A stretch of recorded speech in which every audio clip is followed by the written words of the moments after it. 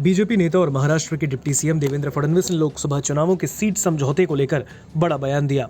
एक इंटरव्यू में फडणवीस ने कहा कि 2024 लोकसभा चुनावों के लिए महायुति यानी कि बीजेपी, शिवसेना शिंदे गुट, एनसीपी अजीत पवार के गुट के घटक दलों के बीच सीट बंटवारे को अंतिम रूप दे दिया गया है।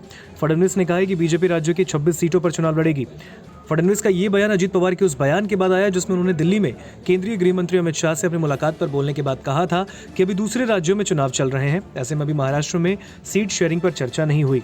बीजेपी नेता और डिप्टी सीएम देवेंद्र फडणवीस के मुताबिक जहां बीजेपी 26 सीटों पर चुनाव लड़ेगी तो वहीं सेना और एनसीपी मिलकर 22 सीटों पर चुनाव लड़ेंगी।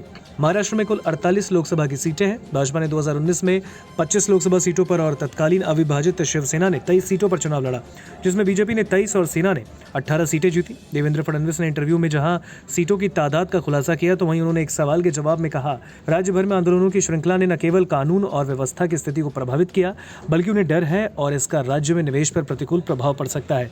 फडणवीस ने कहा, एकनाथ शिंदे के नेतृत्व में महायुति सही मायने में एकजुट है और इसमें कोई मतभेद नहीं। सीएम शिंदे मजबूती से पद पर हैं। उन रिपोर्टों में कोई दम नहीं जिनमें कहा गया है कि नेतृत्व में बदलाव की योजना है।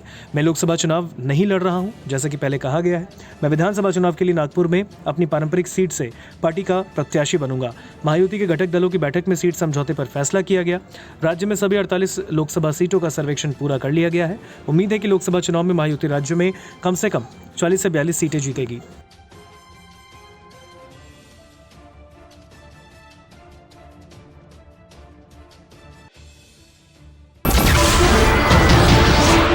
नमस्कार, मैं हूं मानक गुप्ता।